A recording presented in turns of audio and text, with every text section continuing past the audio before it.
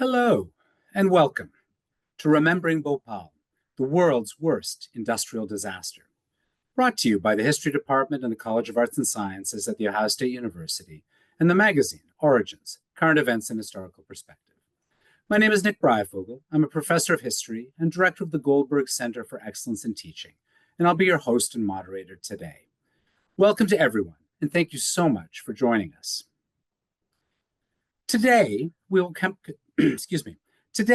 commemorate the 40th anniversary of the Bhopal Gas Disaster, which took place December 2nd to 3rd in 1984 in Bhopal, India. And this disaster was the world's worst industrial disaster. Dr. Madhumita Dutta will discuss this disaster, the immediate and ongoing health repercussions for the people of Bhopal, and their global legal and activist fight for justice and corporate accountability. Let's take a moment to get to know our speaker. Dr. Madhumita Dutta is Associate Professor in the Geography Department at The Ohio State University. She's a specialist in the everyday politics of labor, life stories of workers, women, gender, and work, and the politics of development, especially in South Asia. She received her BSc in 1992 from Delhi University in Delhi, India, her MSc in 1994 in environmental science from Jiwaji University, and her PhD in 2016 in geography from the University of Durham in the UK. In addition to more than 20 articles and essays, she's the author of Mobile Girls Kutam, Working Women Speak from the University of Chicago Press in 2021, and co-editor of Workers' Movements and Strikes in the 21st Century, A Global Perspective, that came out in 2018. She is the recipient of the EPA Economy and Space Ashby Prize in 2020 for innovative research and the Early Career Faculty Excellent Award from the College of Arts and Sciences at Ohio State in 2023. With that introduction, let me mention the plan. Professor Dutta will open with a presentation on the Bhopal disaster and its long effects, and then she will take your questions. If you're interested in asking a question, please write it in the Q&A function at the bottom of your screen on Zoom. We'll do our best to answer as many questions as we can, and we received several questions in advance during registration, and we'll start with those. As a reminder, this event will be recorded, posted at a later date on YouTube, and made available to everyone who has registered for the webinar. Also, we'd like to take a moment to acknowledge that the land the Ohio State University occupies is the ancestral and contemporary territory of the Shawnee, Potawatomi, Delaware, Miami, Peoria, Seneca, Wyandot, Ojibwe, and Cherokee peoples. Specifically, the university resides on land ceded in the 1795 Treaty of Greenville and the forced removal of tribes through the Indian Removal Act of 1830. We want to honor the resiliency of these tribal nations and recognize the historical contexts that have and continue to affect the indigenous peoples of this land. Now, let me pass you over to Professor Madhu Dutta. Over to you, Madhu. Thanks, Nick. Thank you very much to the Department of History, and especially Nick and Alex for putting this all together and inviting me to speak about Bhopal. Bhopal, which is this year is the 40th anniversary and of the disaster, which I'm going to talk about. But also, I have been myself involved in working with the survivors of Bhopal for the past 20 years. So it's a journey that I have made for last 2 decades. So a lot of the things that I would share is, of course, comes from that work, not as a researcher, but as as a fellow traveler, as an activist, as somebody who's still very much connected with the struggles of the survivor, and also as a volunteer for International Campaign for Justice in Bhopal, about which perhaps I can speak more during the Q&A. All right, so let me just share my screen so that I can show you. All right, can you all see it all right? You can see it, right? Yes, Okay. indeed. Looks Thank great. you. Thank you, Nick. So, often in our campaign, we had used this little quote from Milan Kundera's book, "The struggle of man against power is a struggle of memory against forgetting." And this 40 years of struggle has been that struggle against forgetting and not reminding the world that, the survivors of Bhopal exist, that the injustice still continues. And as part of that, continuing journey of memory and remembering. This summer, three women from Bhopal, a city in the central Indian state of Madhya Pradesh, they were, oh, let me say this. Um, they were visiting US. Two of them were survivors of the Bhopal gas disaster, often referred to as the Hiroshima of the chemical industry, and one activist who has been working with the survivors for over 2 decades. They came to the US to tell the story of how, for the past 40 years, the survivors have persisted with their fight to hold a US corporation, Union Carbide, and its current owner, Dow Chemical, guilty for killing and maiming thousands of people in Bhopal. In their 6 week tour of various cities, meeting with environmental justice groups, students, and lawmakers, their message was clear. What happened to them should never happen again. And unless corporations are held accountable for their crimes, they will continue to sacrifice people's lives at the altar of profit. And here you have a map of India with the red little thing in the center. That's where Madhya Pradesh is, that's where Bhopal is. And here's a little schematic to show where the Union Carbide factory was, where the gas leak had happened. So, what happened in Bhopal, and why is Bhopal still such a significant event for all of us to remember, and our connections to it, and why it is important for us on this 40th anniversary to bring the stories of Bhopal back to the world. I mean, we have been doing it for 40 years, but it's been 40 years, and the stories uh, and the continuing travesty of justice that continues with it, why it's important for us to keep on bringing it back to the world. So on the night of midnight of December 2nd and 3rd, 1984, a Union Carbide chemical facility at Bhopal leaked 27 tons of highly toxic methyl isocyanate, a poison, to make pesticide, and which poisoned tens of thousands of people in the middle of night, most of whom were sleeping in their homes nearby. It is estimated that 10,000 people died instantly, and survivor organizations estimate that over 23 deaths um, had occurred until 2011, and unknown numbers of deaths have occurred in this past 13 years. More than 150,000 people are still suffering from the health problems caused by the gas leak and subsequent soil and water contamination.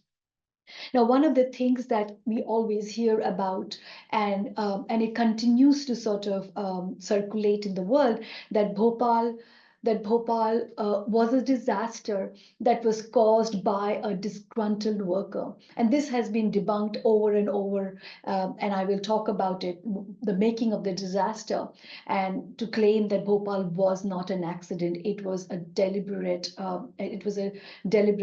disaster due to the corporate shenanigans. But this is a lie that you hear over and over again, that it was caused because a disgruntled worker let water into this tank which contained methyl isocyanate, which then led to a chain reaction leading to the gas leak.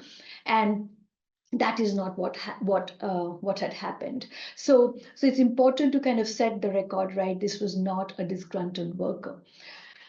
So so so the claim that Bhopal was not an accident, to understand that it is actually it is actually a deliberate outcome of corporate double standards, negligence, and cost cutting. One needs to kind of understand the history of it and how Bhopal plan, the Union Carbide plan, came to be set up in Bhopal in the first place.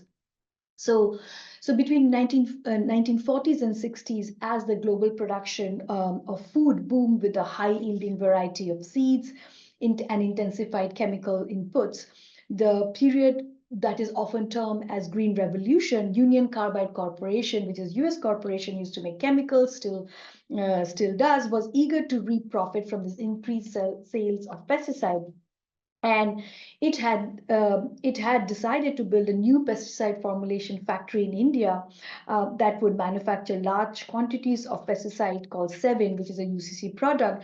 Also to remember, this is also a time when India became newly independent in 1947. There were already massive issues of hunger and crisis, and most of the post-colonial world, which was coming out of colonization, they were also looking at ways to increase their yield of food production, as during hundreds of years of colonization, much of the food production basis had been destroyed. So it was this kind of convergence of multiple things that was happening in the world.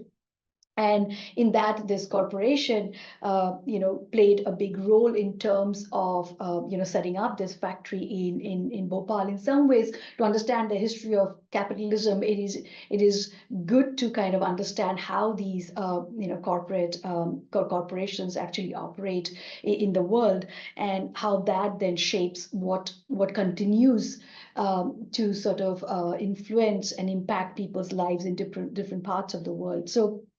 So anyway, to coming back to Union Carbide, so it decided to build this plant, and in 1969, through its Indian subsidiary, in fact, it had already formed a subsidiary called the Union Carbide India Limited in 1938, but at that time it was not producing chemicals in India. But in 1969, it decided to set up this plant and in Bhopal, and lease land from the state of Madhya Pradesh. And Sevin, this particular pesticide, which is used for agriculture, it is manufactured through combining alpha naphthol with methyl isocyanate. So when methyl isocyanate is a key critical ingredient, which Union Carbide had its trade secret, and it was the whole process of manufacturing Sevin through this sort of formulation was their patented thing. So when they started operating this plant in Bhopal, they did not actually manufacture MIC in 1969. When they started in Bhopal, it was actually imported from the US, and the final product Sevin was manufactured or formulated in Bhopal. But this was not a very sort of convenient for Union Carbide's sort of scaling up of operation for their profit, etc. And exactly 11 years before the disaster, Union Carbide, and it's kind of, I'm just showing it, I'm going to explain it to you because it's important to understand this kind of corporate structure, because Union Carbide's claim that it was not responsible for what happened in Bhopal is through this kind of corporate kind of restructuring that they did. But in 1973, so in 69, they were already starting to manufacture Sevin. They were importing MIC. It was not very profitable to do that. So therefore they wanted to set up a factory, a plant, MIC plant in Bhopal factory itself. And in 1973, the Management Committee of Union Carbide Eastern, which was 100% owned by Union Carbide Corporation US, came up with this whole plan that about setting up this MIC plant in Bhopal. And in Bhopal, and it was completely, and it was directly, Union Carbide Eastern was directly managing the Union Carbide India plant. And but the interesting restructuring here is this, that Union Carbide Corporation had owned over 50% of stakes in Union Carbide India Limited. But there was a change in Indian law in 1974 when India introduced the Foreign Equity Regulation Act, which meant that no foreign equity can hold more than 40% of shares in these Indian, in fact, in companies operating in India, meaning UCC could, that is Union Carbide Corporation, could legally own no more than 40% of the shares. But this was not something that UCC wanted, and it is basically they always maintained as part of their policy that, in quotes, it is the general policy of corporation to secure and maintain effective control of an affiliate.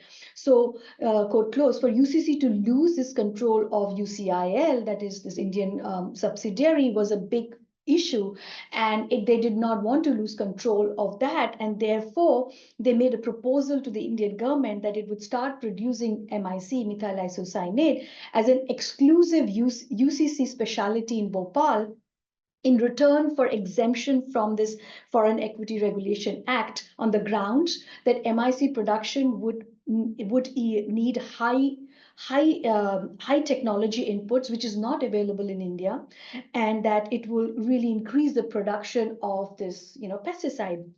And an exemption was granted to UCC to have 50.9% control over the India plant. So that exemption was granted to them by setting up of this MIC plant. Now, what that effectively meant was this, that even though even relatively minor UCIS decisions were made, whatever was even the everyday small decisions that were made in the Indian subsidiary, that is in the factory in Bhopal, were done in consultation with UCC America. Every technical design, every process, every operating sort of consent, construction material, basically everything that happened in the Bhopal plant, including the reviews, etc., were directly handled by the engineers and the management and the bosses of UCC USA, that is Union Carbide Corporation USA. So it is important to make that very clear that even though the factory was set up in India and operating in India, the control, everything was in the hands of UCC US. And one of the things that what they had said was that when they were setting up this plant in India, that they would be it would be the sister plant of what they already have in West Virginia at this place called Institute, where they said we will do we will have state-of-the-art technology, which will be exactly as the West Virginia plant in India. And however, that was not the case. In fact, as early as 1972, an internal document of Union Carbide report noted that after studying the MIC unit at UCC plant at Institute in West Virginia, that almost every item, in quotes, had failed and been replaced since startup.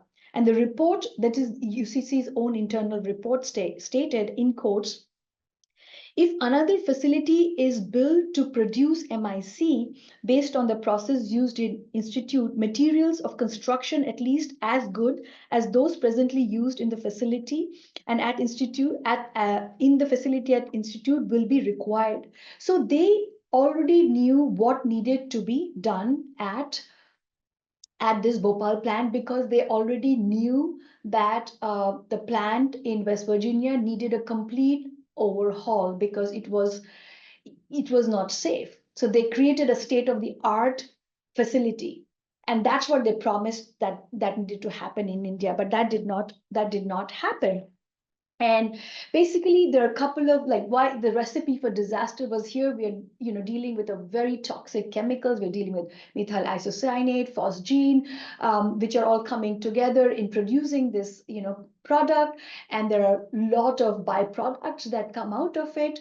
But then the design and the management and the siting of the plant operation, all these kind of things came together, and finally the failure of the safety systems that then finally led to the disaster. But these were all already in the making. In 2002, for instance, almost 2 decades after the gas leak happened, Union Carbide's internal documents revealed, and these were as part of the discovery documents that came out from court cases, it revealed that the technology used for manufacturing MIC and carbon monoxide at the Bhopal plant was unproven, that the company did not install the safety devices and protocols that had been tried and tested and known to be effective to prevent fatal accidents in plants in the US and Europe, because they were already, they already had,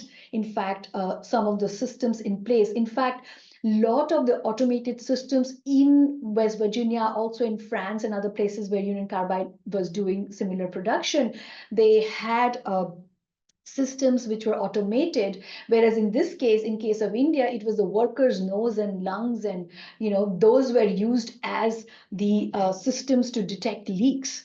But why did that happen? Like, why were those things not put in place? Yeah, it was to cut cost. I mean, through discovery documents, we found that UCC made an investment of 20 million to build the plant in Bhopal, while the original estimated cost was 28 million US dollars. The company trimmed 8 million off their initial cost estimate, which would have gone towards installing safety devices, costing up to 15 to 30% of the outlay of the plant's inspection, about $3 to $6 million. And these are the kind of differences, if you see, and the other things that they did. There are a lot of details, but the key things to remember is how the automated safety systems were not put in place. There were minimal gauges and indicators that were put. If any device stopped working, they were not replaced. The indicators that were installed to measured only temperatures and flows, but it did not systematically record the critical parameters such as sudden changes in temperatures. Therefore, on the night of the disaster, on December 2nd, 1984, when the evening work shift changed, the next operator on duty at the MIC plant did not know that the pressure in the MIC tank, that is 610, one of the tanks that stored this deadly toxic chemical, and which had caused the gas leak, the pressure in the temperature and pressure in that tank had increased suddenly within 30 minutes. But because there was no continuous monitoring and recording of the parameters, the next operator who came at the night shift did not know this has happened. And in addition, there were only 8 shutdown devices. Like, if something like this happens, you have to have multiple shutdown and checks and balances in place. But there were only 8 shutdown such devices. The safety valves were not working, and there should be 3 times, 3 times of this number of safety devices. That is what the other plants had in Europe and US. In fact, the West Virginia plant at the Institute, the safety devices were automatically controlled through computer system with manual backup devices. And in case of Bhopal, it was all manual. And also in Bhopal, unlike in West Virginia, there weren't any emergency plans in place.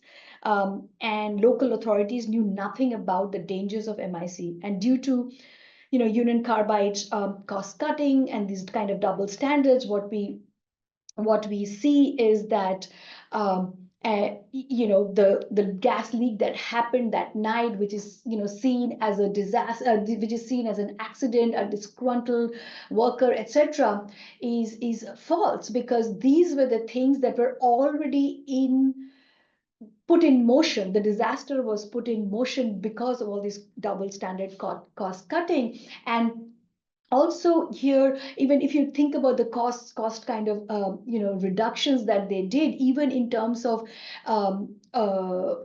number of workers who were needed to be there for for improvement, for safety trainings, etc.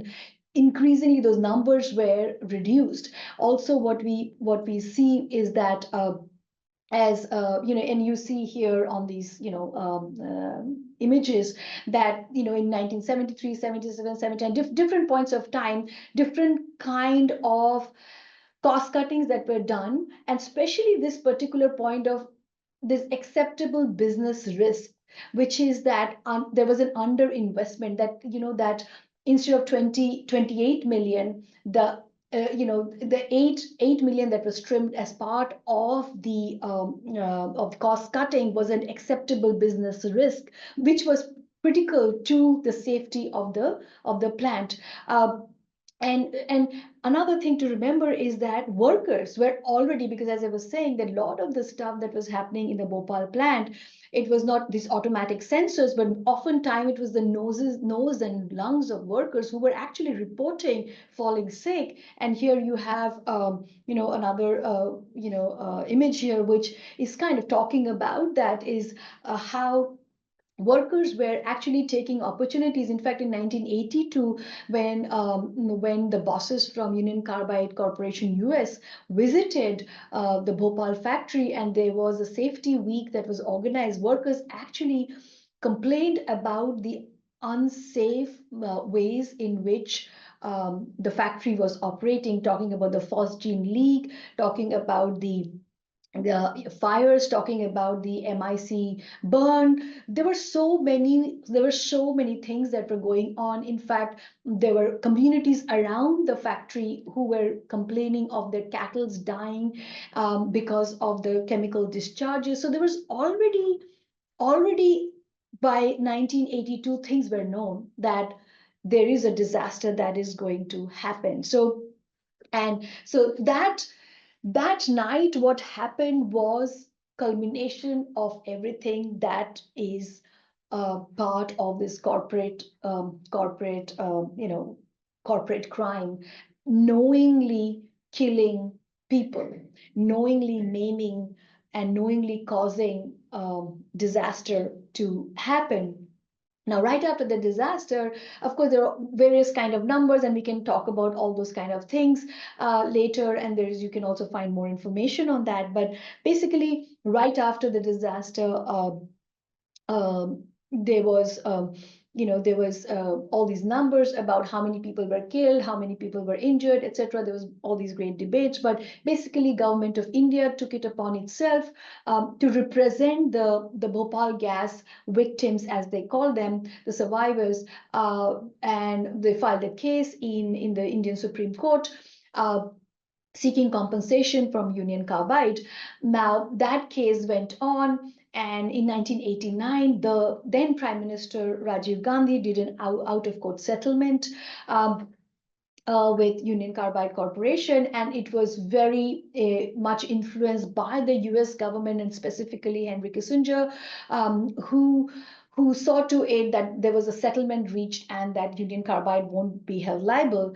And that settlement amount was just $470 million for, not just thousands of deaths, but intergenerational impact that we are seeing on the health and the environmental impact. So, and as you see, that settlement only cost Union Carbide Corporation 43, they just lost 43 cents per share. So when the settlement was announced, so it was all this kind of calculations to make profit.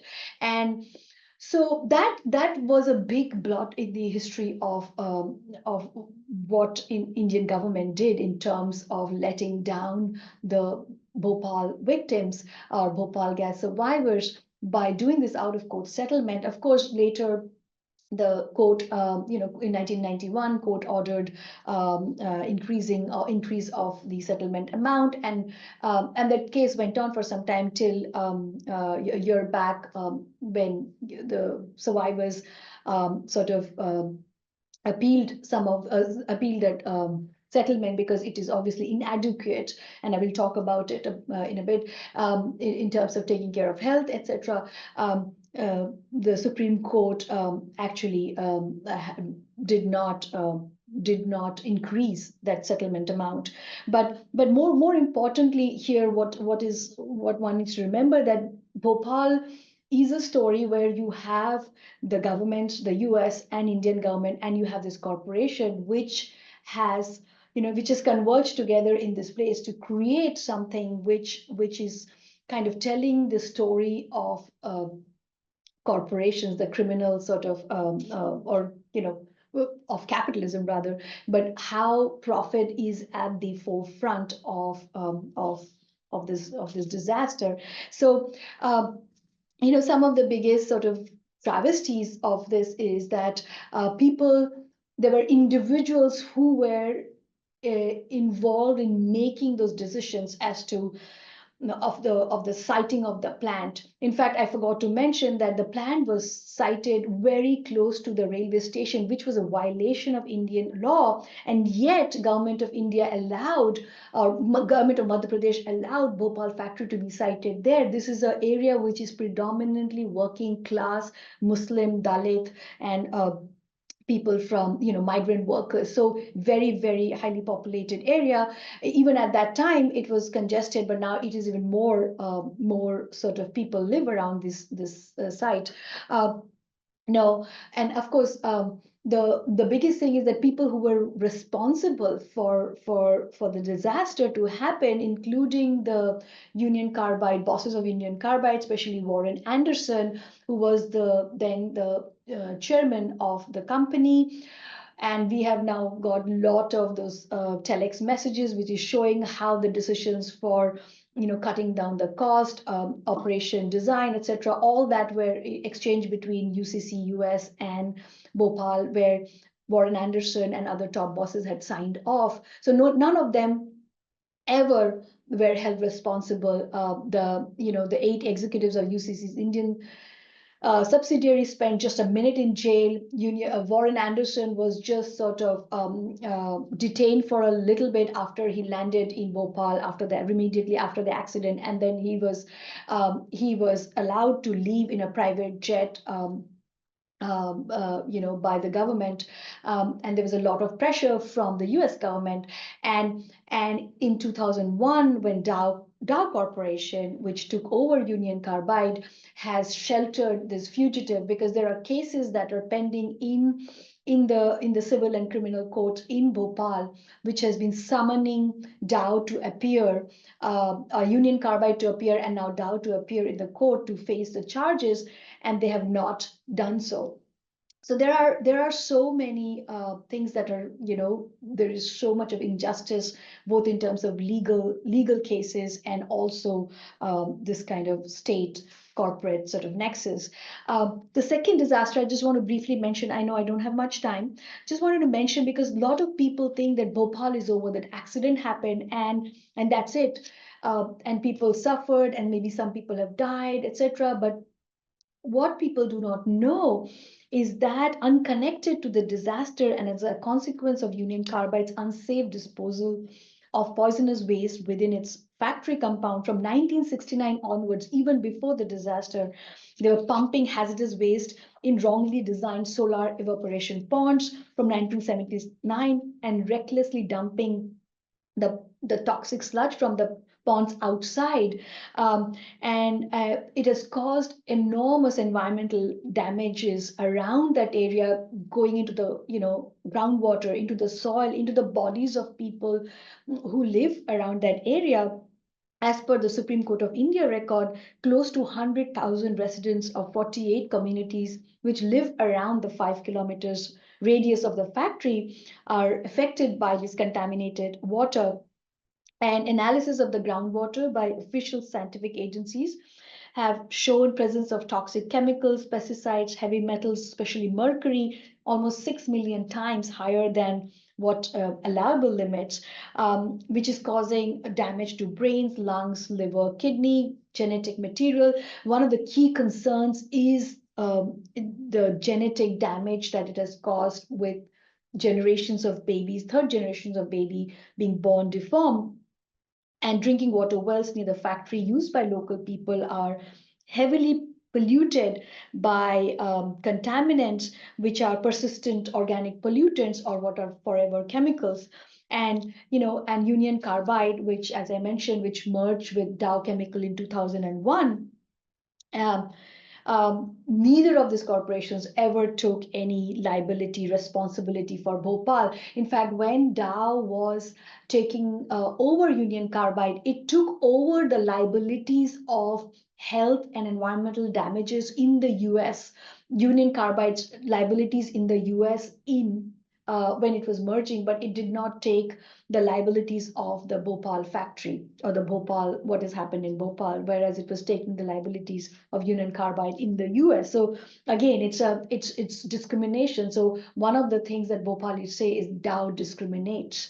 It's and one and here is like these are the long-term health impacts, and one of the main concerns is, of course, there are cancers, there are deaths due to the exposure to the gas leak, and generations of baby born to people who were exposed dying from those genetic mutation and exposure to MIC, but also the ongoing contamination and exposure to this kind of persistent organic chemicals, and that those people are not compensated because they are not seen as the survivors of the disaster. They are seen as something that has happened after the disaster, even though Union Carbide's own documents shows that since they had started their operations, they had been dumping illegally and unsafely all these toxic chemicals that had gone into the water and soil, which is in the bodies of people.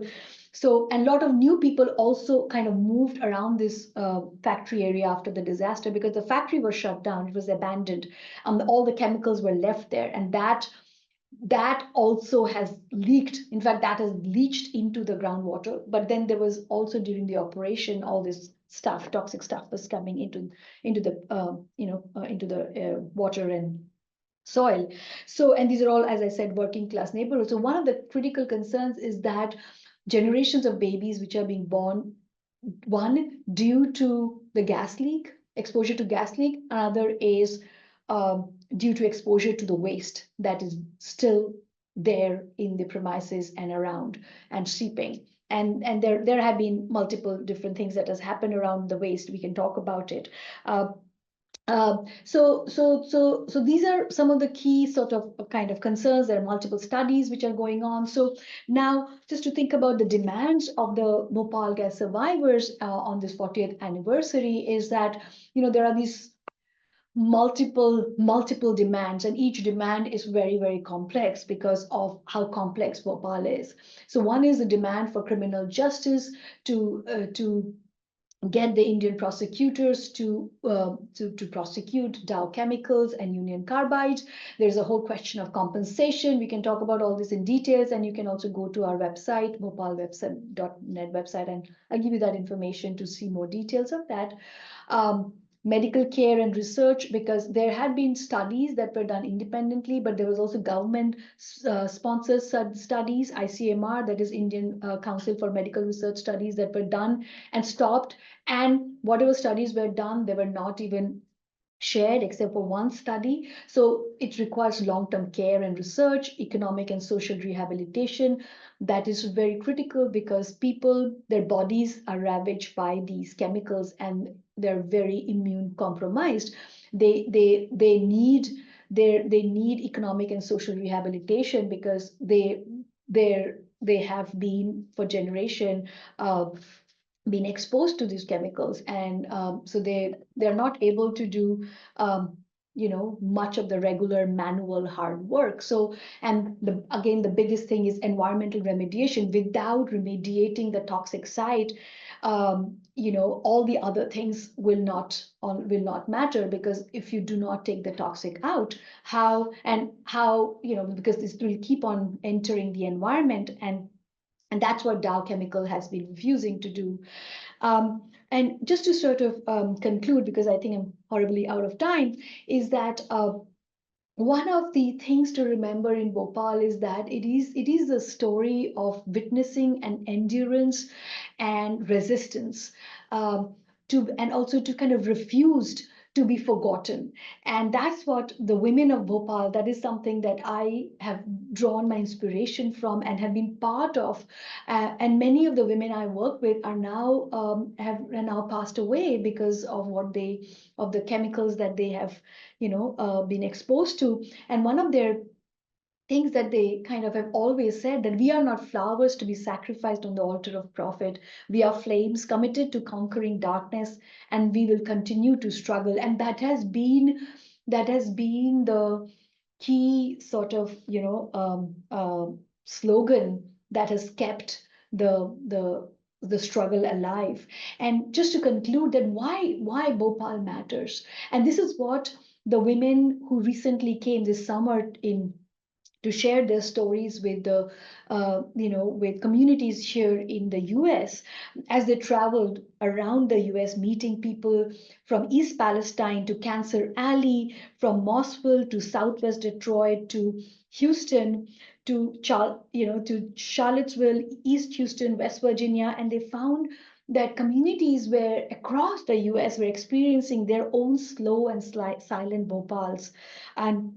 And when they met these other communities here in the US, and they talked about how it's important to build that community, sharing knowledge, making connections, and working in solidarity to fight corporate excesses and hold corporation guilty for the crime. And Rashida Appa, whom we call fondly, she is a survivor, and she lost members of her family to the disaster due to cancer. And she had said that we are aware that the day we succeed in holding Dow Chemical liable for the continuing disaster in Bhopal, it will be good news for ordinary people of the world. From that day, Chemical Corporation will think twice before producing and peddling poisons and putting profits before the lives and health of people. And here is a link to International Campaign for Justice in Bhopal, and you will find a lot of the information that I talked about today there, including fact sheets, etc. Um, Thank you very much. Thanks, Nick.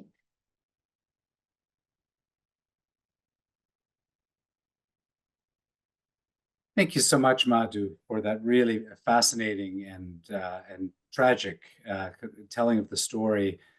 Let's turn to some questions that we have from the audience about Bhopal, and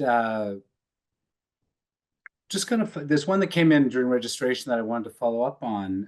You mentioned the kind of different demands of the victims and their descendants, and kind of gave us a link right at the end to an organization to kind of support them. But what are the ways in which you would suggest for those of us in the United States to be able to ensure that that Bhopal and its victims remain in our consciousness, and that these people are able to attain some kind of justice at some point? What are the suggestions for things that we can do to kind of help in that way? Yeah, I mean, Bhopal campaign, what it has done is, or the survivors, what they've done is they've done sort of wonderful ways in which they've reached out to, campuses across the US and communities and US lawmakers to sort of, their main demand has been to hold Dow Chemical, liable, and Union Carbide liable. And one of the things the demands has been to, one is the cleanup demand, and then compensation and healthcare and research demand. And this has been consistent for all these years. And in fact, I must say that, this is a little thing that's happening. Well, it's not really little, it's actually pretty big. On 3rd of December, um, uh, a resolution will be introduced in the Congress, both in the Senate and the House, on Bhopal. It will be the National Chemical Disaster Awareness Day. commemorating Bhopal, but also saying that Bhopal cannot happen again, and how without holding these corporations accountable, you cannot do that. And that means is that one is to support the resolution by people and say, this is important. And that we need to remember. So that's a very, like, the thing I was reading at the beginning, the Milind Kundera quote, the struggle of man against power is the struggle of memory against forgetting. Like, it is a big score on that, like that, kind of putting it there, because this is where it happened. It was a US corporation, it was a US government, of course, Indian government. But so to the fact that corporations can go anywhere and do whatever they want, and without then being held liable, that has been a big issue. And there are so many limited liability clauses in the way corporations operate. So to sort of, and also to make connection, for instance, in Ohio, we have East Palestine, which just had this big, the train derailment. We have forgotten about it. The Bhopalis went there and they met them, and you have to go back there and talk to the people and say, hey, because EPA, everybody's saying things are fine, but things are not fine. We went there, we spoke to them. We have to bring those stories. And what was in those trains was vinyl chloride. And vinyl chloride is what Dow Chemical produces, Dow Corporation produces. They're the biggest producer. And let me just mention this, that we must remember that Dow Corporation has a very long history of this kind of environmental crimes. According to ProPublica, when they did this whole sort of data analysis from 2014 to 2018 of all the hazardous air pollution facilities across the US, and mapped the cancer-causing chemicals, they found these toxic hotspots. And Dow is the single largest contributor to hotspots of toxic air pollution in the nation. This is a ProPublica report. And according to a University of Massachusetts report, which is from Amherst Political Economy Research, 2023 toxic 100 water polluters index, Dow Chemical ranks the first in causing, like, as the biggest emitter of as a toxic water polluter. So it is, so to holding this corporation accountable is one of the biggest thing. On our campuses, we can educate, we can make sure these corporations cannot do business without justice. There are so many ways we need to kind of research. Are they present in our communities? How are they present? How do we hold them accountable for what is not just happened in Bhopal, but what they're doing in the US? So there are so many different ways to do that. But to first is educate ourselves. Well, kind of following up on that, are there particular strategies that you have used to kind of connect with students and others, ourselves, ultimately, in terms of to bring the Bhopal tragedy and resistance to light? Does the fact that it's an environmental crisis open particular doors to connect in that way? Yeah, earlier there was a very strong sort of student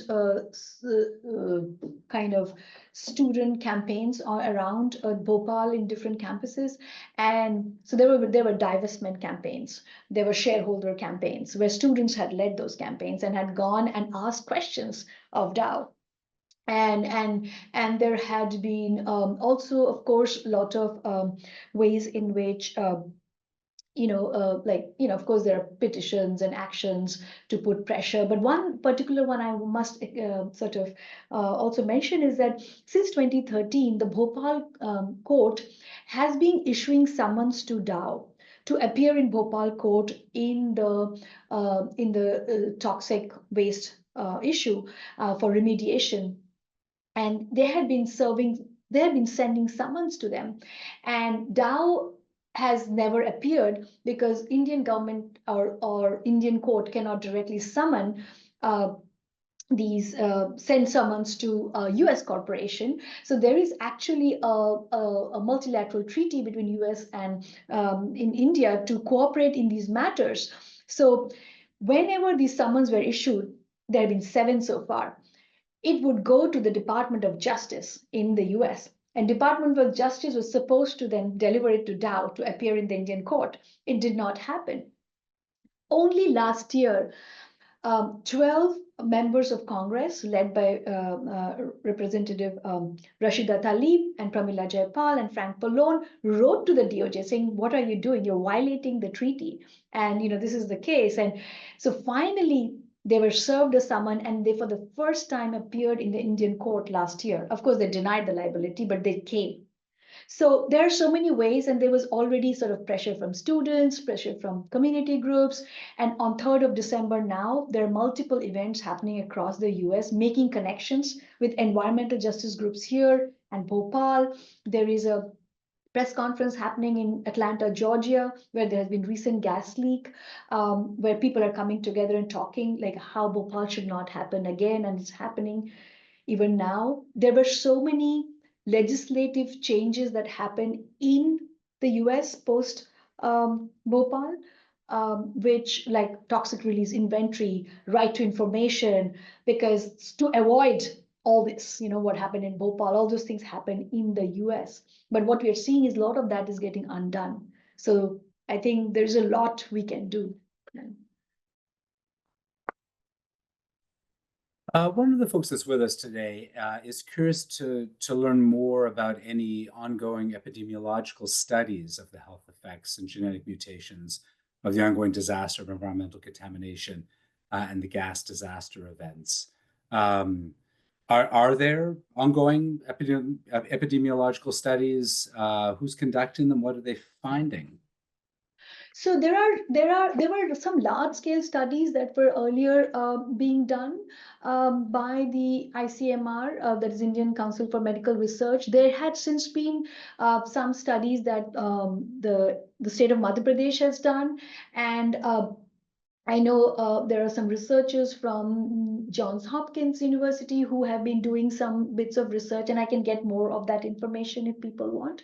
But there are smaller studies that are going on. But I must mention here that because of the lack of corporation and the state to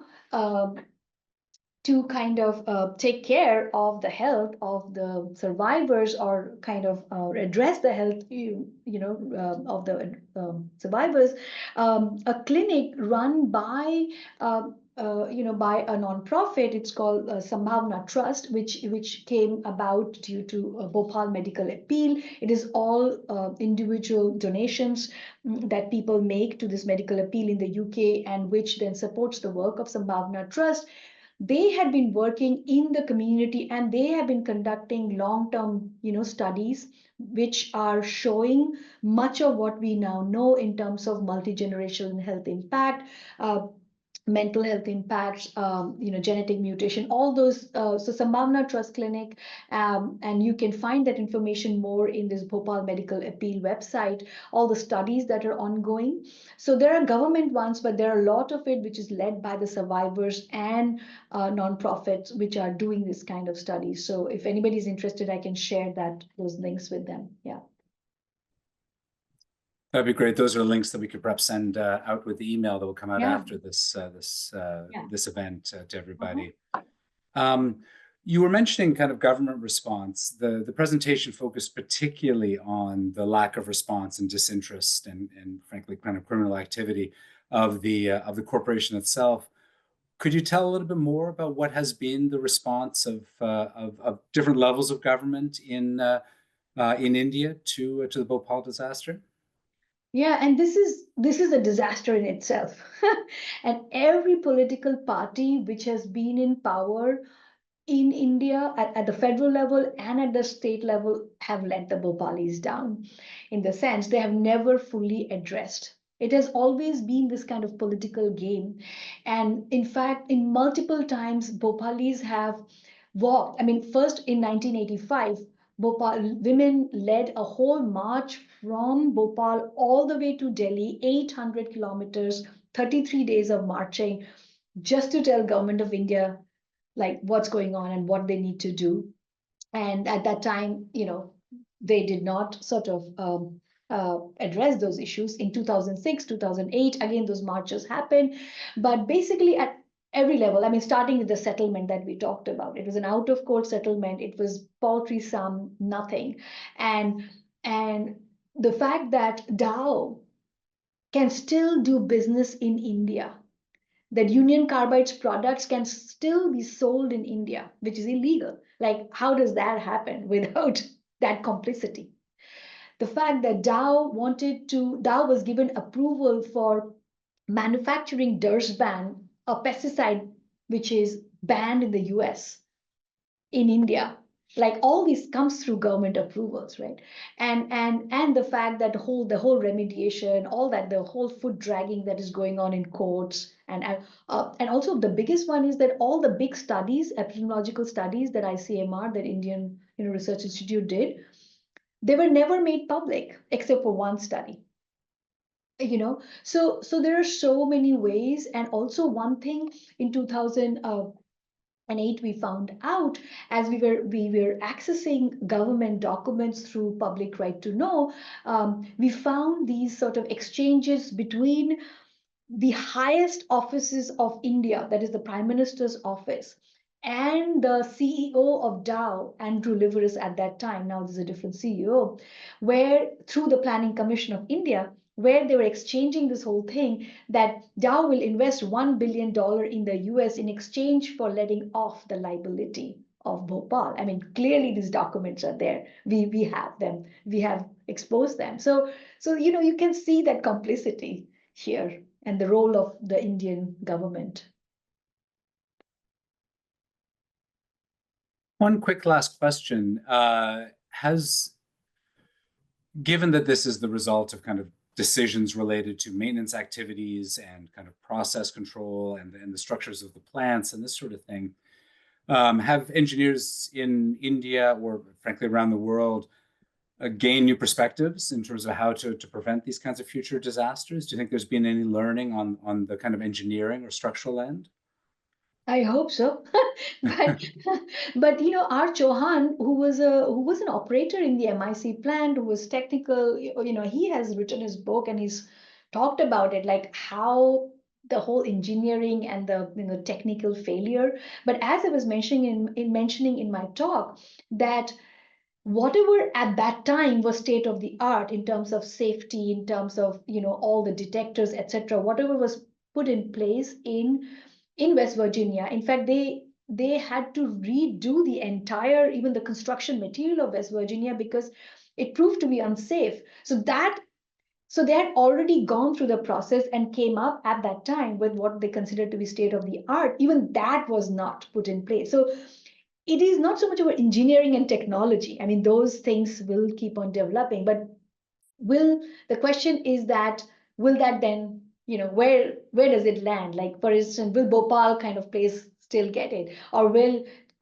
Cancer Alley still have, so I think, yes, I'm sure engineers have learned, there are laws that has been changed, but how unevenly all that is applied, right? That's I think this is a question of corporate crime and discrimination. That's what we learn from Bhopal, and why Bhopal matters, why we keep on talking about Bhopal and the survivor struggle, because so that it doesn't happen again. So I'm sure technologically, and the other thing is that MIC's own toxicity, which was studies that Union Carbide had done, they had that research, they never shared it, they never made it public. So it's not, it's a politics of it. It's not just about just the technology and research. Mm-hmm. In some ways, that's a very good place to end, as a reminder of the very real lessons about politics and how we treat people around the world, and how we approach different people around the world. That those are the real lessons we need to take here, and the lesson that we should all be out pushing for justice in this particular case. Can I make one last announcement, Nick? Yes. So on 3rd of December, the South Asian graduate students are going to do an event on Oval, and we can share that information. It will be a tabling event. So if people are here from Columbus, from OSU, please come, and we can share that information. Maybe I can send the information to Nick and they can share that. Yeah, come for that. Oh, that'd be great. Thank you all for coming and joining us today and for your excellent questions. I'm really grateful to Dr. Madhumita Dutta for sharing her expertise and the story of the Bhopal disaster and its long-term challenges to the people in the area. Please join me in giving her a virtual round of applause. Thank you, thank you, thank you. Thank you. If you'd like to learn more, we'll send out an email soon with more information about the disaster and 40th anniversary events, and with a link to the recording of this particular webinar. We'd like to thank the College of Arts and Sciences, especially Alex Stackling, the Department of History, the Clio Society, the Goldberg Center, and Origins Current Events and Historical Perspective for their support. Thank you again all for coming today. Stay safe and healthy, and we'll see you all next time. Thanks so much. Thanks. Goodbye. Thanks. Bye.